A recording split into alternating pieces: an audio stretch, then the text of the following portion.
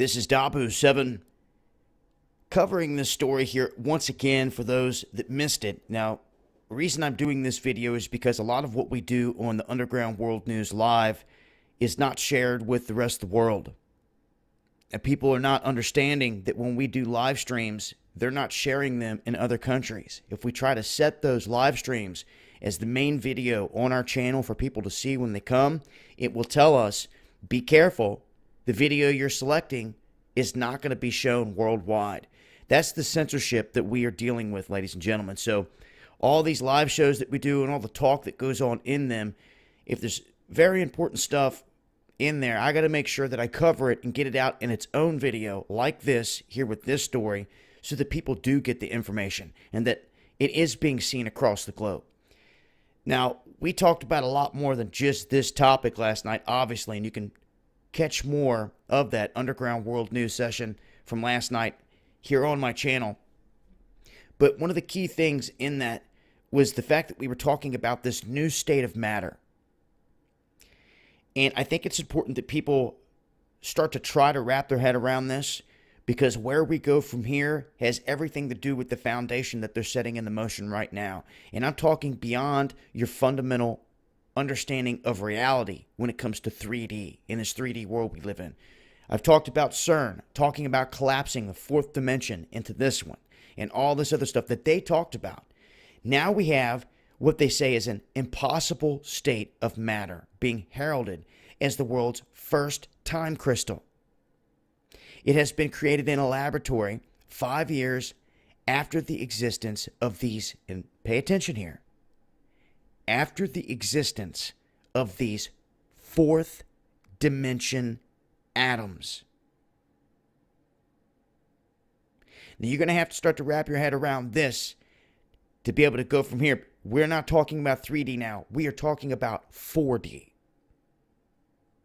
And this starting to work its way into mainstream science. These time crystals were created using a chain of atomic ions that move in a pattern that repeats in time rather than in space. Now, this contrast from crystals such as salt, snowflakes, and diamonds, which are all arranged in this repetitive 3D pattern. All of them are. So all this information was just put out in Joint Quantum, or by the Joint Quantum Institute in the University of Maryland. They published this groundbreaking discovery in Nature. Now, there was also a secondary study done with different elements that showed that this was indeed possible, but they did not use the same characteristics that they used in this one. But you can see here from this image how they're trying to depict this 4D state, and everything they can do with this new state of matter is just mind-blowing. I've talked about quantum crystals. I've talked about quartz crystals. We've talked about how much information and knowledge can be stored in one tiny itty-bitty crystal. When you look at the crystal skull and all the research that's been done into that, they say that that thing is holding so much information that it's just mind-boggling.